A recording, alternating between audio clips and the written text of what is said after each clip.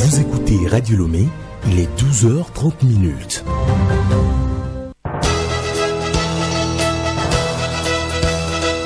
Le journal Henri Ochocho. Mesdames, Mesdemoiselles, Messieurs, bonjour. Les titres de ce journal.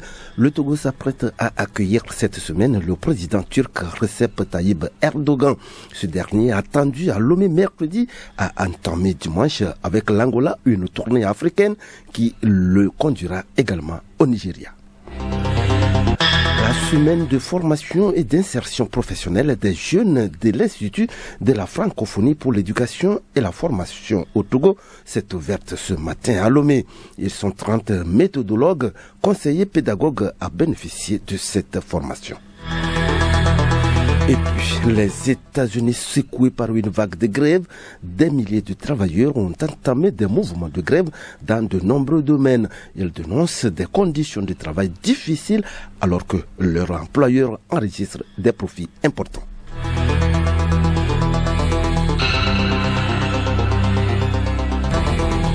radiolomé.tg. Mesdames, Mesdemoiselles, Messieurs, une fois encore, bonjour. Nous le disions en titre, le Togo s'apprête à accueillir cette semaine le président turc Recep Tayyip Erdogan. Ce dernier, attendu à Lomé mercredi, a entamé dimanche avec l'Angola une tournée africaine qui le conduira également au Nigeria. Clarisse Tombide. Au Togo, il sera accompagné d'une forte délégation ministérielle. Le leader turc entend, dans la lignée du rapprochement observé depuis l'an dernier, resserrer les liens politiques, diplomatiques et culturels, mais aussi et surtout économiques et commerciaux. Nous allons devenir le premier partenaire commercial de l'Afrique, a-t-il d'ailleurs affirmé avant de démarrer son périple africain.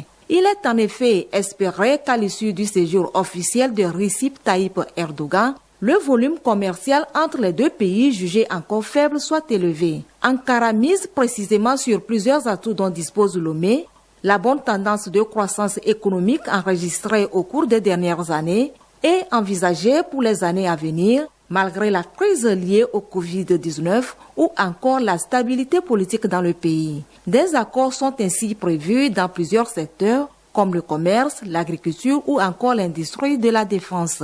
Des entretiens officiels auront lieu avec le président de la République Faure Essozimna Gnazingbe et seront ensuite étendus aux délégations ministérielles. Merci à toi, Clarisse Tombite. Cérémonie d'ouverture ce matin à Lomé de la semaine de formation et d'insertion professionnelle des jeunes de l'Institut de la francophonie pour l'éducation et la formation au Togo. Une initiative du ministère délégué chargé de l'enseignement technique et de l'artisanat en collaboration avec la francophonie Milek Agbokou. Cette formation consiste pour sa première phase à former les formateurs sur les analyses de situation du travail du métier de plombier sanitaire et d'élaborer un référentiel comme guide pédagogique dans les établissements techniques et professionnels. Ils seront 30 méthodologues, conseillers pédagogiques en ingénierie, approche par compétences APC à bénéficier de cette formation qui va donner un nouvel élan à la mise en œuvre de l'approche par les compétences dans notre pays. Ministre délégué chargé de l'enseignement technique et de l'artisanat, Eke Houdin, à l'ouverture des travaux. Maintenant que le monde connaît beaucoup d'évolutions, maintenant que notre pays s'oriente véritablement sur le pied de la formation technique et professionnelle, le renforcement des capacités, il faut alors non seulement avoir les gens de qualité, mais il faut les méthodologues de qualité, donc, et des curricula de qualité, des programmes de qualité. Et quiconque ne peut pas élaborer ces curricula et ces programmes. Donc nous avons besoin donc de ces méthodologues, de les renforcer, de les former pour qu'ils puissent nous produire des curricula de qualité, qu'ils puissent nous produire des programmes de qualité et qu'ils puissent accompagner les autres aussi à maîtriser cela pour que nous ayons des programmes qui répondent aux besoins actuels de notre pays. À l'issue de cette semaine de formation, les responsables d'insertion seront renforcés à l'utilisation des outils de suivi des diplômés de leurs établissements respectifs et à l'utilisation de la plateforme Insert Jeune qui, à terme, sera un outil de pilotage du ministère. Émile Kossi Nguinsan, directeur de l'Institut national de formation de perfectionnement professionnel. Nous aurons abordé les questions de l'élaboration des curricula selon l'approche par compétences suivant la méthodologie OIF, Organisation internationale de la francophonie. Mais nous aurons également à former 15 points focaux qui vont nous accompagner dans l'implémentation de l'outil que nous appelons l'outil Insert Jeune, développé par l'Institut de la francophonie pour l'éducation et la formation, IFEF, basé à Dakar. Cet outil permettra au centre de formation de pouvoir tracer les jeunes qui sortiront du système de formation. Mais c'est un outil qui a 3 pôles, aussi bien l'établissement, le centre de formation, le jeune lui-même qui est en formation et également les entreprises qui sont donc dans l'environnement de l'établissement. La deuxième édition du marché international de l'artisanat Miatos se déroulera plus du 29 octobre au 7 novembre 2021 comme prévu. Le comité d'organisation a officiellement annoncé ce week-end le report de l'événement pour le 23 mars 2022. Ceci en raison de la pandémie de Covid-19 et dans le souci permanent de garantir à toutes et à tous une participation sécurisée, fructueuse et pleine de succès.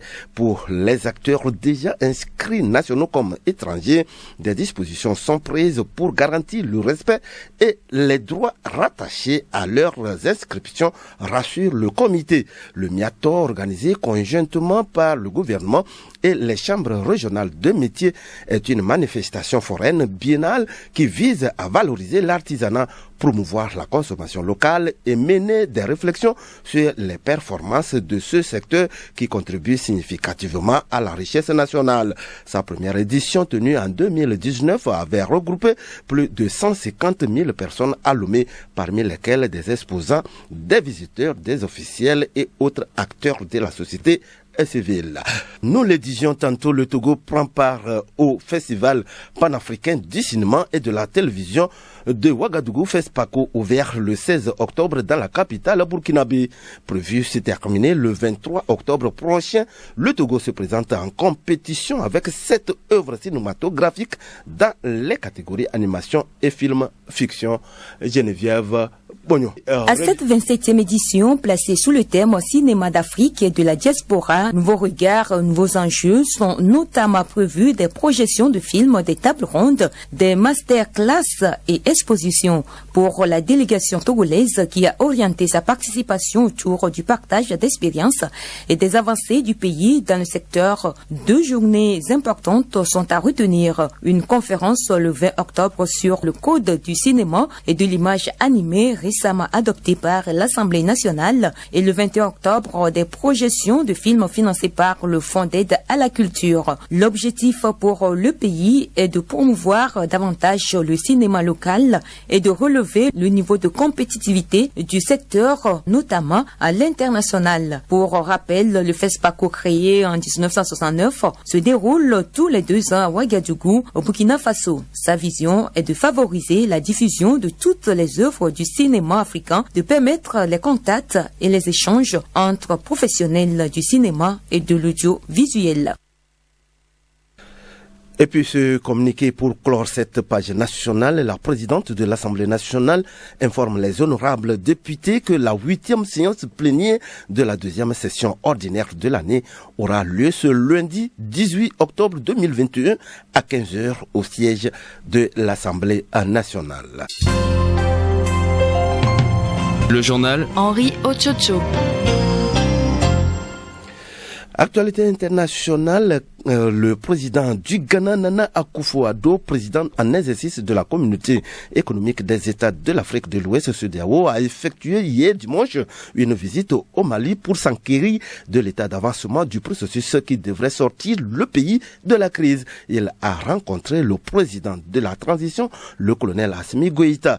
De sources proches des rencontres, le colonel Assimi Goïta a fait un plaidoyer de la situation, entre autres les problèmes que rencontre son pays, notamment notamment l'insécurité, les chantiers ouverts, les assises nationales annoncées. Sur un autre point, l'affaire Wagner, il a rappelé qu'on lui cherche des poux dans la tête et que son pays n'a à ce stade rien signé avec cette société privée russe qui utilise les mercenaires. De son côté, le président en exercice de l'institution sous-régionale a rappelé que les militaires maliens doivent respecter leur engagement en organisant les élections présidentielles et législatives fin février 2022. Des deux émissaires de la CEDEAO doivent revenir avant la fin du mois pour faire le point de la situation. Des milliers de travailleurs ont entamé des mouvements de grève dans de nombreux domaines. Ils dénoncent des conditions de travail difficiles alors que leur employeur enregistre des profits importants. Cela se passe aux États-Unis, je dis bien aux États-Unis, n'est-ce pas, Charlotte Aha? Certains ont déjà baptisé le mois d'octobre Strike Toba en raison des grèves qui se multiplient un peu partout aux États-Unis. Usines de céréales, de tracteurs, écoles ou encore hôpitaux, ils sont des milliers de salariés en grève ou menaçant de se mettre en grève. Depuis jeudi, 10 000 salariés du conducteur de tracteur John Dia sont eux déjà en grève. 1400 chez le fabricant de céréales Kellogg's depuis le 5 octobre et plus de 2000 employés de l'hôpital Mercy à Buffalo depuis le 1er octobre. Quelques 31 000 employés du groupe de santé Kaiser Permanent dans l'ouest des États-Unis menacent de cesser sous peu le travail. La plupart dénoncent des conditions de travail difficiles et protestent contre des modifications des contrats sociaux. De nombreuses entreprises voulant supprimer l'ajustement automatique des salaires au coût de la vie alors que l'inflation est forte et généralisée, une nouvelle catégorie de contrats avec moins d'avantages. Les syndicats et les travailleurs sont d'autant plus remontés que leurs employeurs ont réalisé des chiffres d'affaires importants durant la crise sanitaire, alors que eux ont dû travailler encore plus pour assurer la continuité des services. Alors Charlotte, est-ce qu'on peut qualifier cette situation de prise de conscience? Oui, si les salariés n'hésitent pas à se mettre en grève, c'est parce qu'ils sont en position de force avec un marché où des millions d'emplois sont en pouvoir et où les employeurs ont du mal à recruter. Pour certains, la crise sanitaire a également servi de prise de conscience. Une récente étude montre que les Américains n'hésitent plus à démissionner si leur travail actuel ne leur offre pas la qualité de vie dont ils rêvent. Écoutez Radio Lomé et vous avez tout le Togo dans votre maison. Dernier virage de ce journal chronique juridique, lutte contre les problèmes fonciers au Togo. Un nouveau code foncier a été élaboré depuis quelques années. Découvrons les innovations apportées notamment dans l'élaboration du titre foncier. C'est avec Hélène Assabi. Le titre foncier est le point de départ de tout droit de propriété et donc tous les citoyens sont encouragés à le posséder. Mais au Togo, l'on a constaté que la procédure pour l'établissement de ce document est longue. Selon l'ancien code foncier, les citoyens sont obligés de faire des démarches d'abord auprès du propriétaire terrien, ensuite auprès des géomètres et enfin auprès de l'État. Mais avec le nouveau code foncier, c'est l'État lui-même qui prend les initiatives. Dake Kofi, directeur général de la cartographie. Ce nouveau code demande à l'État plutôt de prendre les initiatives et de présenter ça aux propriétaires. Et donc c'est un partenariat public-privé que l'État est en train d'initier pour accélérer les choses. Le nouveau code foncier fixe aussi les consistances du domaine foncier. L'ancien décret qui sert de code foncier ne donne pas la consistance du domaine foncier national. Le nouveau code foncier définit maintenant ces contours-là. Si bien qu'aujourd'hui, là, si vous dites que vous avez vos parents qui ont des terrains ruraux et qu'ils mettent en valeur, l'État ira constater depuis combien de temps vous avez été là-bas. Peut-être vous avez abandonné ça 50 ans. Et c'est quand il arrive le moment de vendre, de se faire de l'argent que vous allez dire. L'État constatera ça. Et ce domaine-là servira à tout le monde maintenant. Le nouveau code foncier crée également des fonds de dédommagement en cas d'expropriation des terres. Nous retrouvons Dake Kofi, directeur général de la cartographie. Ce nouveau code crée aussi des fonds de dédommagement. Lorsqu'on veut par exemple exproprier des gens rapidement, ce fonds étant là, on règle ce problème. Il y a aussi des fonds d'assurance. on assure aussi les propriétaires fonciers. Lorsque ce code sera vraiment appliqué à la lettre, je crois que le problème foncier que nous vivons sera résorbé tant soit peu. On se retrouve lundi prochain pour un autre numéro.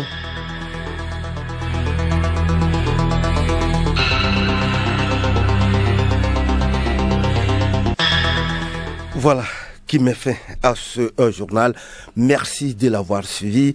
Le rappel des titres avant de nous quitter. Le Togo s'apprête à accueillir cette semaine le président turc Recep Tayyip Erdogan. Ce dernier attendu à Lomé mercredi a entamé dimanche avec l'Angola une tournée africaine qui le conduira également au Nigeria. La semaine de formation et d'insertion professionnelle des jeunes de l'Institut de la francophonie pour l'éducation et la formation au Togo s'est ouverte ce matin à Lomé. Ils sont 30 méthodologues, conseillers pédagogues à bénéficier de cette formation. Et puis, les États-Unis secoués par une vague de grève, des milliers de travailleurs ont entamé des mouvements de grève dans de nombreux domaines. Ils dénoncent des conditions de travail difficiles alors que leur employeur enregistre des profits importants.